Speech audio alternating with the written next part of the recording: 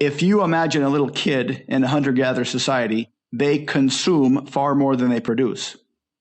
It's true. If you imagine an adult in a hunter-gatherer community, they produce far more than they consume. And so the tipping point comes when you're old enough that you have to be responsible for at least some of your production. You can't just consume without producing. And the older you get, the bigger the difference between production and consumption. And so in the modern world, most people still kind of have this childhood mindset that it's not my responsibility. I should be able to live a life without having to solve all the problems. But the older you get, like you said, the more responsible you have to be, or else the entire society will break down.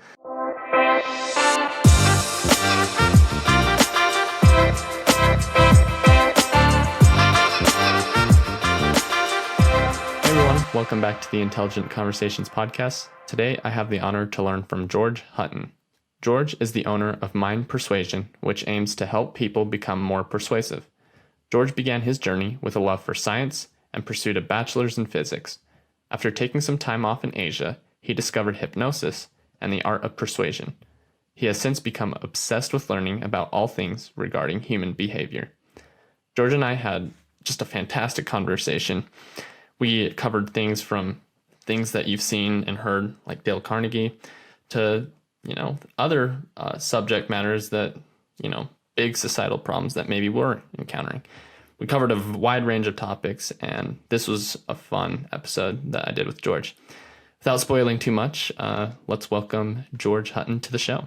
But I saw when I was doing research on you that you did, you host like classes on Udemy, or I don't know. Yeah, I have a few classes there, but I kind of gave up after a while because they seem to retain a certain amount of editorial control over the types of classes. And I had one of them just completely eradicated because they decided in one of the lessons I talked about stuff that I guess is not allowed to talk about. And they changed the rules. That class had been up there for about a year.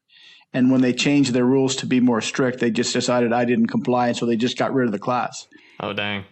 And that's no fun. So it's easy because they have their own kind of traffic source. And so if you're starting to sell stuff online, it's pretty easy to put together a decent class, get it up there. They do a lot of the marketing, but you also lose a lot of control. That's kind of the cost for Udemy. That was like the first places I started to sell stuff or to have classes was on Udemy.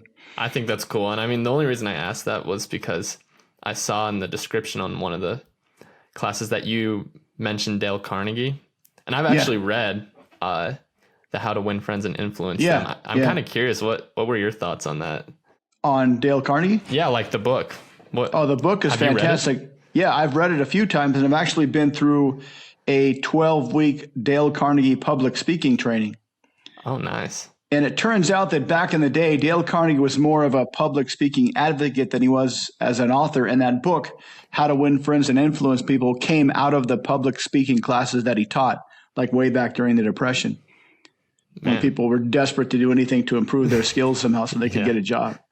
Yeah, And so during the training, we went through a lot of the principles described in the book. And we would have to do assignments and go out in between the week classes and do things and come back and report on how we applied one of the Dale Carnegie techniques out in the world and how it worked. And it was a lot of fun.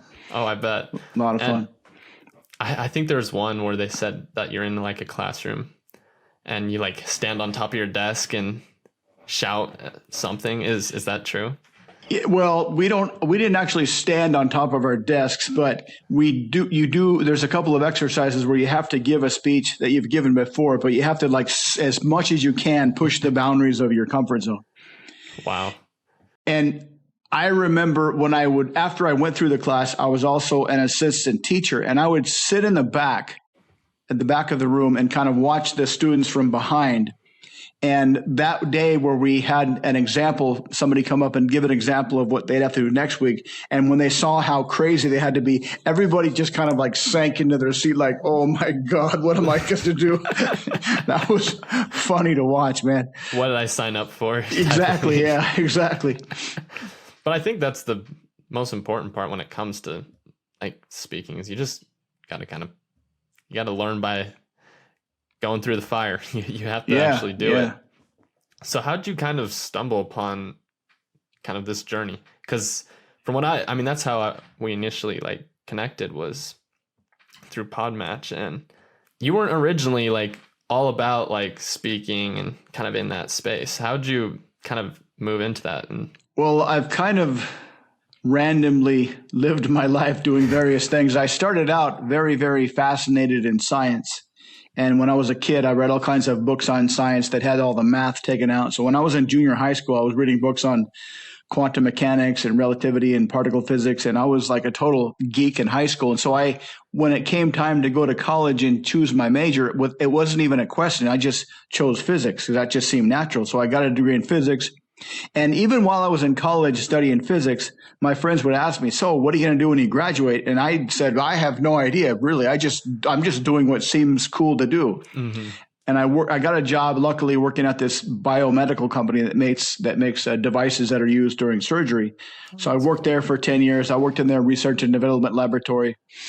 And then they moved from California to Minnesota. This was back during a time when there was all kinds of mergers and acquisitions and companies were restructuring. Mm-hmm. It was also the time that, I don't know if you have heard of Ross Perot. No, I haven't. He's an old political candidate back in the 90s, and he famously said there's going to be a big sucking sound. And he was talking about this thing called NAFTA that the politicians were putting together that would allow American corporations to kind of offshore their labor and move all their labor out of the United States into other foreign countries. And so that was happening at that time. And so these big companies were doing all this restructuring and getting rid of their labor force and downsizing their companies and making much more money or saving a lot more money. And so I took about 4 years off after working for 10 years, usually 60-hour weeks. I just was burned out, so I wanted to take a rest. And luckily enough, I was convinced by my boss when I first started to work there to put all the money they would allow into the stock purchase plan. And during the 10 years that I worked there, the average return on the stock per year was 36%.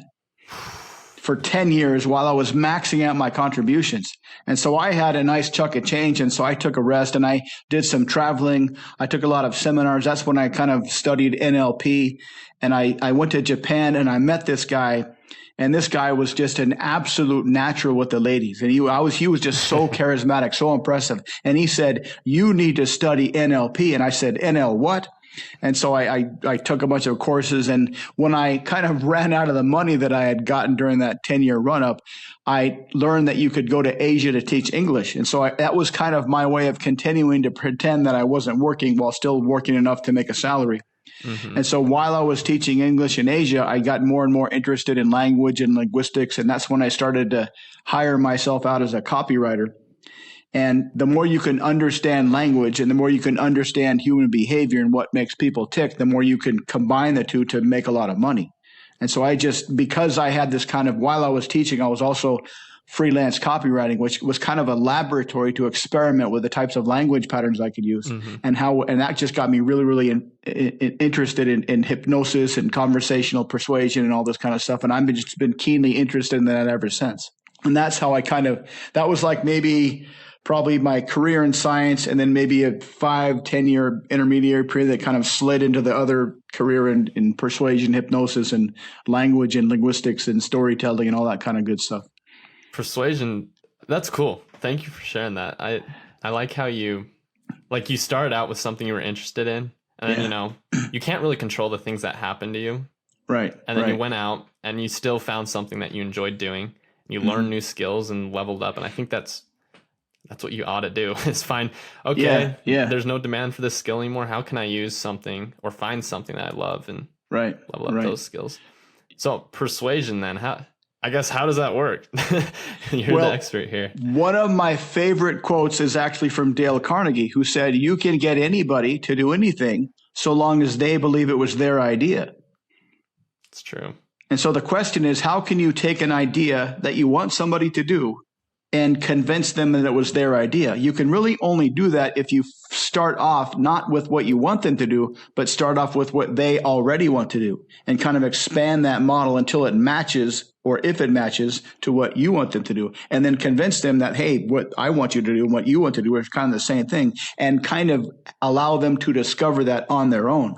I mean, I happen to be actually listening to, I'm sure the audience that's listening, I've talked about this enough times, but I'm listening to the Steve Jobs biography, and kind of just a little bit of a counter here. He seemed like, just to put it bluntly, Steve Jobs was not a nice guy from right. I've heard that. But how did he motivate people or persuade people to do some of these remarkable things? Well, the persuasion I just mentioned was kind of a one-on-one persuasion. Okay. There's a different type of persuasion from copywriting or writing a sales letter that it's going to be a whole kind of, you're going to show the sales letter to a massive audience. That's when you use a lot of, expand their pain and then take away the pain with the product kind of thing.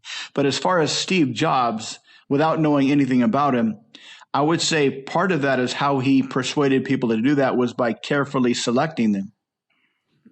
Because he's not persuading the entire world to do things. He's persuading people that are kind of somewhat involved with his company, either as employees or tangential investors or whatever.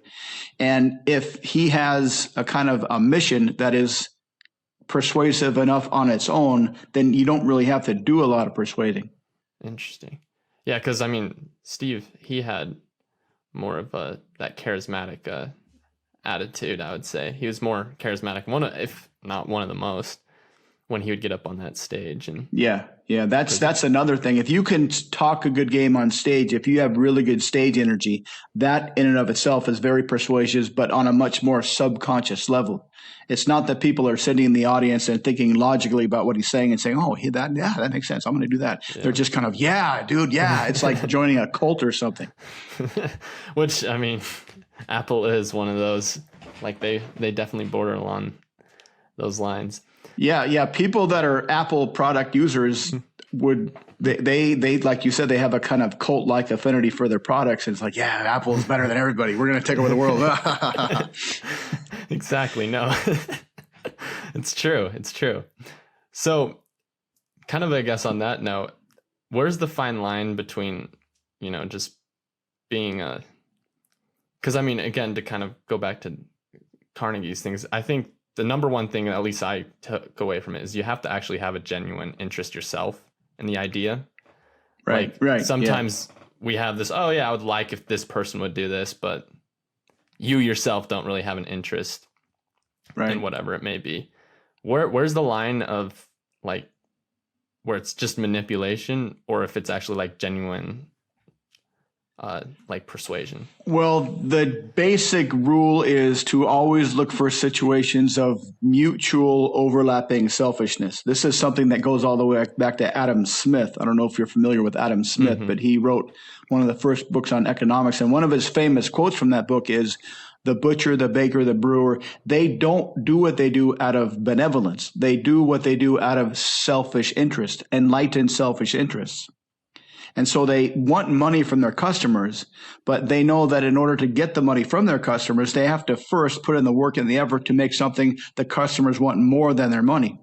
And this is a basic assumption of all trade, whether it's economic trade or whether it's a couple of kids trading a bag of chicks for a bag of cookies on the playground. When two people trade something, they both want what they're getting more than what they're giving. So they both feel better off after the trade. So any kind of persuasion where you set that up so that you do the thing, you get them to do the thing, both people benefit, then that's a kind of an ethical persuade. But once you get into like zero-sum games where one person benefits and the other person loses, or one person benefits at the expense of the other person, then it's no longer, in my opinion, any kind of ethical persuasion. That's a good thing to live by. And I think especially brought in that it needs to be ethical. Right. And everyone has their own set of ethics, right? So they have different lines that I guess maybe some people may look at it and say, oh, maybe you shouldn't do that. Like that's borderline manipulation. Whereas other people, it's like, no, I genuinely believe this will help someone. And yeah. Well, you can get into trouble if you're doing something and you think they're benefiting, but the opinion that they're benefiting is really your opinion. You're not really sure if they actually are benefiting. That's where it can get kind of a gray area. And so I always recommend to my clients and my customers that when you're persuading somebody, make sure that their benefit is something they're describing. not something that you're just assuming about them. I mean, you could make somebody do something and convince yourself they're benefiting and not have to worry about any ethics or anything. But in reality, they could be worse off because of what you just did. So it's kind of like manipulating people, but pretending that you're helping them at the same time, which is pretty evil in my opinion. Yeah, it's not. Yeah, you don't want to do that. And I think it goes back to, you need to build something or provide a service, if you will, that helps them, right? And proves, you need to take the stance. And this is something I've been thinking about recently too, is the number one objective, I think, of any company should be to improve the standard of living. Like if the standard of living of your, like whoever you're selling to doesn't improve, then like, what's the point? Like, you might get some more money in your pocket, but down the road, you just destroy that trust with them, and they're not going to trust you in the future. Right. And that's future revenue you're losing out on. Right. I would actually go a little deeper and say that you don't really have to worry about whether or not you're improving the standard of living of your customers, only that your customers are voluntarily paying for your product or service. So long as they're voluntarily paying, that kind of presupposes that they're better off after they make the exchange. Gotcha. And how that improves their standard of living is really up to them to experience in their own way. And so that's a kind of an easy kind of thumbnail way to think about whether an exchange is manipulative or not, is whether it's a completely voluntary exchange. I like that. I do. Where it's voluntary, so they come to the decision themselves. Like, oh, I need this. Right. Their reasons, their own reasons, their benefits is up to them. It's their subjective reason they're doing it. They're deciding that the money they're paying is less valuable a little bit than what they're getting in return. And so long as that dynamic exists, this voluntary exchange dynamic, then you don't have to worry about anything.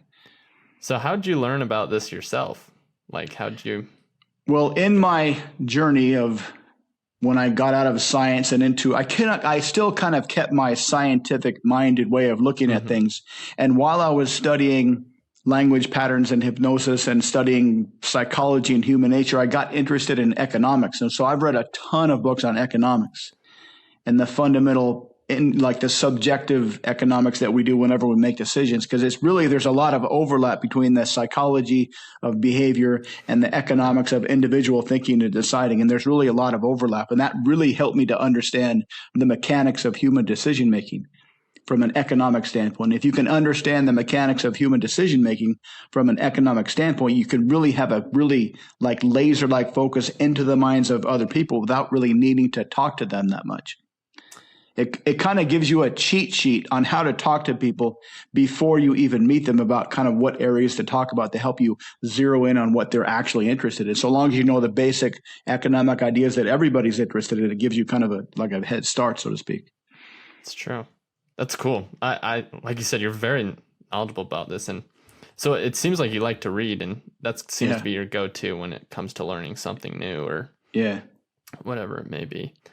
And I do like how you said that you went and read some of the subjective matters of when it comes to economics, because I think there is like the finance side where it's like you look at the cold hard numbers and that's just facts. You can't dispute those. Right. But then like on the other end, what are driving those numbers to exist in the first place? That's what you're saying. Exactly. A metaphor that I read somewhere is if you look at two countries that have the same GDP, if you only know the GDP, if you only know the stats, you have no idea what it's like living in that country. One country could have the same GDP, but 80-90% of their exchanges are all voluntary exchanges of people happily making and selling stuff to each other. But the other country could have the same GDP, but it's an absolute command economy where everyone does what the government tells them to do and nobody's got any freedom. But it's the same GDP. You can't tell the difference. Similarly, like you said, on a balance sheet, you can look at the numbers and have no idea what's driving those numbers. Exactly. And that's kind of interesting coming from you because science is definitely based on, at least this is how I like to say trained in school, but like there's facts and you need to learn these facts type of thing and memorize them. Right. But as I've gotten older, I've realized, man, some of these like science, other things, like we don't know the answers to a lot of these things. And I think that's where we need to bring some creativity and some creative thinking. Right. I think we sorely lack that, or even just understanding like human behavior and like what we're saying here. And right. Yeah. One of my favorite metaphors about science is that imagine we're living on an island, and every time we discover a new piece of shoreline, that's understanding stuff that we know. But with every piece of new shoreline we discover, there's a whole ocean out there that we don't know. So the more we discover that we know, the more we realize that we don't know. It's true. And how exciting is that? I mean, some people, I could definitely see how some people there might be like a fear with that, like, oh, I need to always know like what's going on, or I need to know, like have that absolute knowledge. But I think there is comfort in the unknown, right? Yeah. And that's kind of a fundamental problem of the human ego is we don't really like to admit that the stuff that we don't know will always be bigger than the stuff that we do know. It's true. It's kind of hard to accept for a lot of people. It's a humbling, yeah. And I imagine it only gets worse. I've had many of those instances. Yeah. It's like, I know what I'm talking about. And then you get going. It's like, no, I have no clue. Yeah. Well, there's a few famous quotes from famous scientists who've said like 100 years ago, we've discovered all there is to discover. Science will be just regular grind now, but then they discover a whole new level of science. And it builds on itself too, is I think what was it? Albert Einstein even said it. It's like compound interest is one of the greatest things that occurs. And I think it's true with knowledge as well. Like as we get older, as societies get more educated. Yeah, I think that's what Isaac Newton said. The only way he could do what he did was because he was standing on the shoulders of giants, because he was just continuing on what had happened all the time before him. And I think Einstein had the same idea. Exactly. He could only imagine the things he could imagine because he understood all the stuff that had happened before him. So it's like you said, a compounding interest idea. Yeah. And I mean, that goes to the common thing we hear today, and that's history. You need to learn from history. And I think that's true. All these people put in some cases dedicated their lives to, create this knowledge and make it available to us. Like we're really doing them a disservice if we don't build upon that. Right. Build on that. So sorry, we kind of got sidetracked there. Awesome. I find this. It's all right. I find it fascinating though, just that science, and I think it's cool. But so back to kind of like the persuasion, and you also do hypnosis. What's there's a lot of different kinds of hypnosis. There's stage hypnosis. There is highway hypnosis. There's like movie and fiction hypnosis. There's kind of direct hypnosis where you go to the therapist office and he's going to hypnotize you. But the hypnosis I specialize in is conversational hypnosis or covert hypnosis, or technically Ericksonian hypnosis, named after Dr. Milton Erickson, who essentially invented it maybe back in the 30s and 40s and 50s. Oh, that's cool. So, how does that kind of form of that's work? Kind of a storytelling hypnosis. And I believe that humans have a storytelling instinct.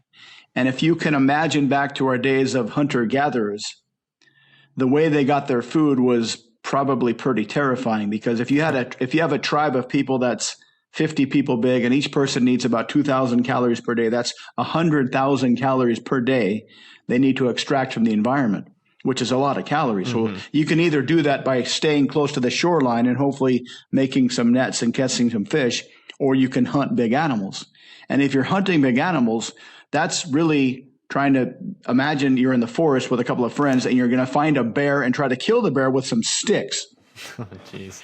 And that's terrifying. So I think as young humans grew up in that environment, they were told these stories over and over and over again to kind of help prepare them mentally and emotionally to one day grow up and be a great hunter. And I think that story evolved into what we now call the hero's journey, which is something that Joseph Campbell discovered. And so the hero's journey is kind of like the same structure that you would live as a hunter-gatherer. You're in the orphan stage, then you're kicked out into the wandering stage where you're learning your skills and stuff. Then you're the warrior stage where you have to kill the monster. And so one way I think about these stories that kids would listen to over and over and over again as they were growing up is post-hypnotic suggestion delivery systems. And the post-hypnotic suggestion is when you come face to face with a short-faced bear, you won't be terrified and run away. You'll be extremely confident and you'll feel kind of an obligation to provide for your people. And if you do that, you'll become the hero of the people. And that's kind of the way humans lived. And Milton Erickson took that process of telling stories to help people overcome inner obstacles, and he kind of directed it towards their specific needs. He kind of had a custom-made, on-the-spot storytelling method. Mm-hmm. And what would happen is people would come see him. They would say, Doc, I've got this problem. And he would say, tell me about this problem. And so they'd tell him the problem. And he would say, oh, that reminds me of a story. And so he would tell these very, very convoluted, hard-to-follow stories for like an hour. The patient would leave an hour later, have no idea what happened. But then a couple of weeks later, they would find that their problem had been vanished. It hadn't been there for 2 weeks. Mm. And so he would set up these story structures to put all these ideas in their idea. So they would, like Dale Carnegie said, believe it was their idea. And in the next couple of weeks, when they were trying to make sense of what just happened, they were discovering their own solutions to their own problems. Yeah. Whoa. That's cool. and so a lot of people came and studied, reverse engineered this guy's structure, this guy's storytelling structure, his language structure. And lucky for us normal people, he wrote a bunch of books about his processes. Oh yeah, that's great that he wrote it down. I think that's critical. And man, I'm just trying to imagine how that works. So he essentially I know I'm probably using the wrong word here, but he'll kind of spew out like ideas, or at the time, it may seem like nonsense to the patient, but then later on, they'll kind of, those words that are in their mind kind of come to them themselves. And right. They're He had a way of being specifically vague. Okay. And so he would paste the story, just like if you imagine a hunter-gatherer little kid. The problem is, I'm too scared to go hunting. And so the solution is listen to the story about this little kid who was too scared to go hunting. He grew up, he met some friends, he became the great hunter, he killed the bear, he became the hero, and all the ladies fell in love with him. That'll kind of convince that kid to not be so scared. So Erickson kind of did the same thing. So he would listen to the structure of the problem, then he would come up with a story that would paste the problem into a solution. But he would do that with like 3 or 4 different stories that were all kind of broken up, and he would use all these inter-sentence language patterns. And so, like you said, that it doesn't make sense when you listen to it, but then when you put it together and you dream about it and your subconscious works over it over the next couple of weeks, then you discover the solution in your own mind. Oh, that's cool. That is cool how that works and how they discovered that. And I've been studying that technique for probably the last 10 years, and it still fascinates me. I bet you're learning new stuff about that process every day too. Yeah. I do a lot of experiments and try different language patterns in my emails and stuff. And it's like I feel like I still am just at the very beginning of discovering what's possible. So you've done this with other people, I'm guessing, right? Like you've broken down stories. So originally I was going to kind of ask, what's like a modern day story? But when you're creating these stories, it's specific to the problem that they're experiencing, right? Yeah. Okay. So, could you maybe provide an example, or like maybe a modern day? Because we have like the bear story, but like what would be like a modern day kind of story? For example, a lot of my clients would like to be more effective in sales, but they find themselves limited by their lack of confidence. Like one of my clients, he does fantastic when he gets with a customer inside their house and delivers the sales pitch for their product. Mm-hmm. But as far as cold calling people or trying to get appointments, that keeps them stuck. So the problem is I have this skill set, but I can't deliver my skill set until I develop another skill set. So a basic one story would be, once there was this guy and he was afraid of doing this thing, and the reason there's so many broken up stories is because if you just tell one story to solve the problem, the client kind of knows what's happening, which means he'll kind of build up a resistance. Okay. And one of the reasons for breaking up these stories is to make them so confused that they accept all these ideas. And so it would just pace a lot of people that went through the learning curve of discovering in a whole bunch of different ways, examples given during the stories, that it's really not scary at all to talk to strangers. It's actually fun to talk to strangers. Talking to strangers is fantastic. It's very sexy to talk to strangers. Yeah. It allows you to exchange ideas, I mean, that's how we make progress. Yeah. And so if you're kind of scared of talking to strangers, and then you listen to all these stories about all these characters that got over that and they got all this great benefit, and you kind of experience the benefit through the story, that helps you get through your own block. I'm actually kind of curious on this. I kind of get your thoughts on this because, so like, especially with social media, I mean, sometimes there's just no story. It's just nonsense that you see on the web. Right. But sometimes there is like people telling a story either from their life or another person's life. Would that be effective? I mean, that's probably not healthy if you do it for a long time, but I mean, it's kind of the same thing, or I'm not sure if I understand exactly what you're saying. So like, you know how you scroll on, let's say like Instagram or whatever. Right. And there's multiple videos. Video is really big right now. Sometimes you stumble upon video and it's just nonsense. Like, oh, that was funny. Yay. Yeah. But sometimes you stumble upon things and there's like kind of what we're talking about. There's stories or someone like kind of throwing something out there. And it's kind of like little snippets and it's all over the place. Is it? Right. Would it kind of be similar? Like, It's similar from an instinctive standpoint. I think humans have a storytelling instinct. As soon as we recognize that there's a story, we kind of turn off our brains. Kind of like when you're driving somewhere familiar. As soon as you recognize it's familiar, you just kind of turn off your brain. Yeah. But the difference is the intention of the storyteller and whether the story actually paces the problems or interests of the listener. So you keep saying pace. What? So like how fast or slow you're? I mean pace as in match. Okay. Like if I know I'm talking to someone that's scared of talking to girls, I'll tell a bunch of stories of characters that start off scared to talk to girls. So the story structure paces or matches the problem structure in the person listening to the story. Okay. And so I tell the story about this guy going through his learning curve, through his story arc. And as he learns how easy it is to talk to girls, he gets all these massive benefits. And hopefully the guy listening to the story will kind of discover that without having to actually go out and talk to girls. And so he'll finish the story feeling a lot more comfortable talking to girls. And so there's the story, which creates a kind of automatic trance response. There's the structure of the story, which if it matches with the story listener will help the story listener.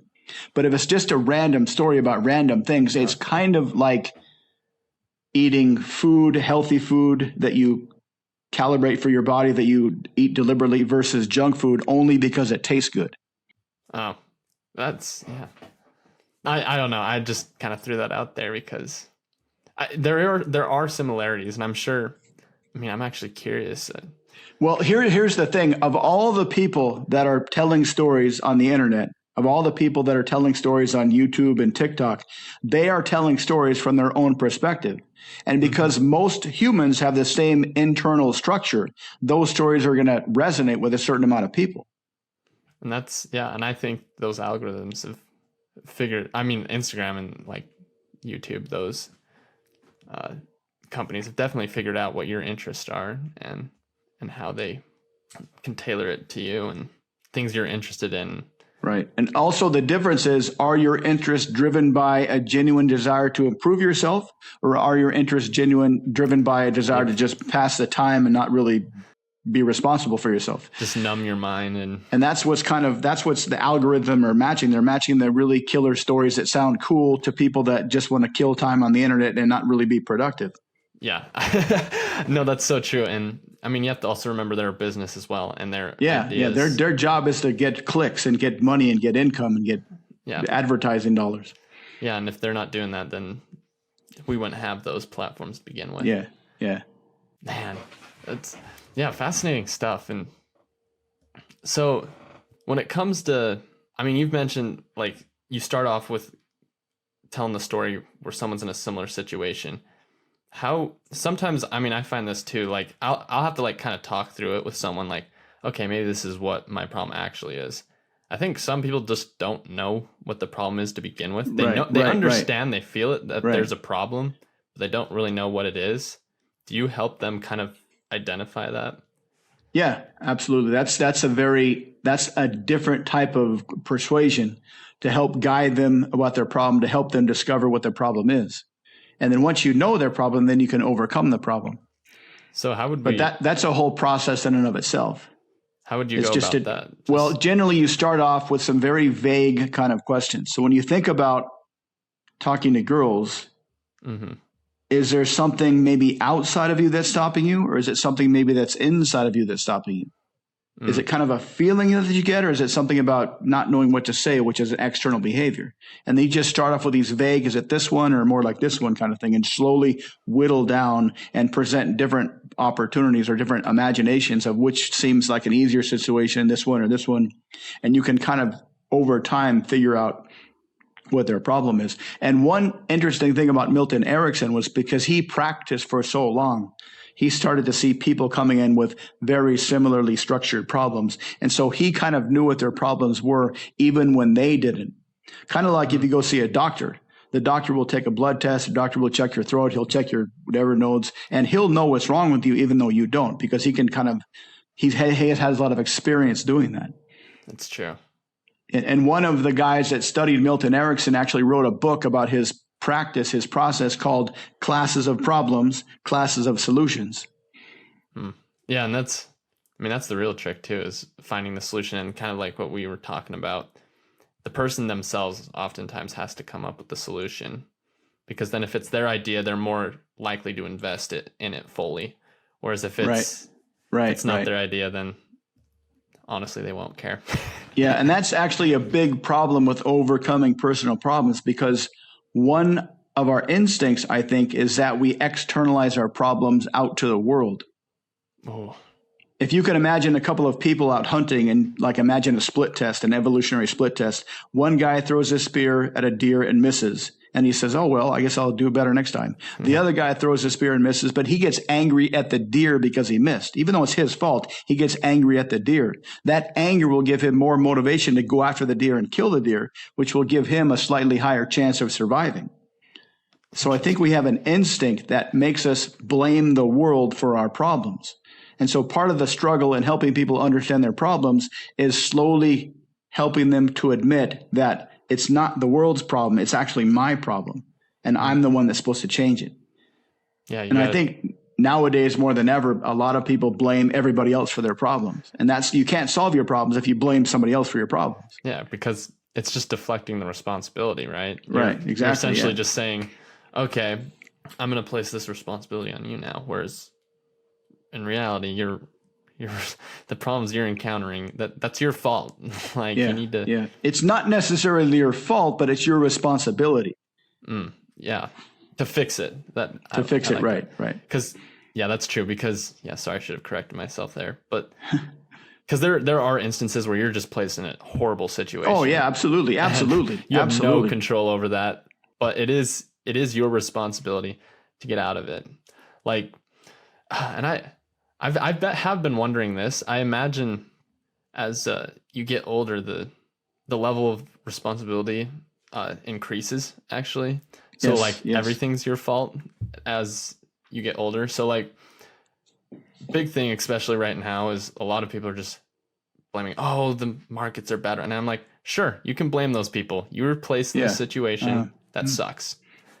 But the question is, if it still is like that when you start getting older and you start entering the workforce and that's on you now. And if there was no change, that's your fault. Right. One necessary transition I talk about in a lot of my books is the difference between the childhood mindset and the adult mindset. And this goes back to our ancient hunter-gatherer roots. And we've been humans for 200,000 years. We've been living in societies for maybe 5,000 years. We've had the internet for 50 years. But if you imagine a little kid in a hunter-gatherer society, they consume far more than they produce. It's true. If you imagine an adult in a hunter-gatherer community, they produce far more than they consume. And so the tipping point comes when you're old enough that you have to be responsible for at least some of your production. You can't just consume without producing. And the older you get, the bigger the difference between production and consumption. And so in the modern world, most people still kind of have this childhood mindset that it's not my responsibility. I should be able to live a life without having to solve all the problems. But the older you get, like you said, the more responsible you have to be, or else the entire society will break down. If you have a whole society where everybody thinks the problems are somebody else's responsibility, nothing's going to get done and we're all dead. Yeah. And that's how countries collapse and all that. Well, man, we honestly could go forever on this, but I want to respect your time and stuff. But one last thing, I mean, thank you again for coming on. But if people want to like reach out to you, get coaching with you, whatever it may be, what's the best way they can do that? I've put together one page on our site that lists all of our products and coaching and contacts and books and everything. And it's mindpersuasion.com/start. Awesome. Mind Persuasion, one word, mindpersuasion.com/start. And that lists all the stuff, all the ways you can get in touch with us. Yeah, I've seen the site. It's good. You offer a lot of interesting things. I mean, we could have dived into any of those. And you do some fascinating things. So yeah, just thank you, George. Thank you for coming. Well, thanks for having me. It was a great conversation. You're a great podcast host. Thank you. All right, everyone, as you can tell, that is George Hutton. He's a very intelligent person, had great things to share. I challenge you guys, if anything spoke to you or if you would like to become more persuasive, to reach out to George. I'm sure he'd be happy to help you and would help you become more persuasive and overcome maybe some of those fears and personal problems that we discussed in this episode. Stay tuned till next week. We have a great guest lined up for you guys. See you guys next week, and let's get after it. Hey everyone, if you liked this episode and would like to hear more, be sure to hit that subscribe or follow button. We release a new episode every Wednesday for you guys to listen to. Thank you guys so much for the support that you give. We could not have done this without you guys. If you would like to be a potential guest on the show, check out intelligentconvos.com and fill out the form there. Thank you guys again, and let's get after it.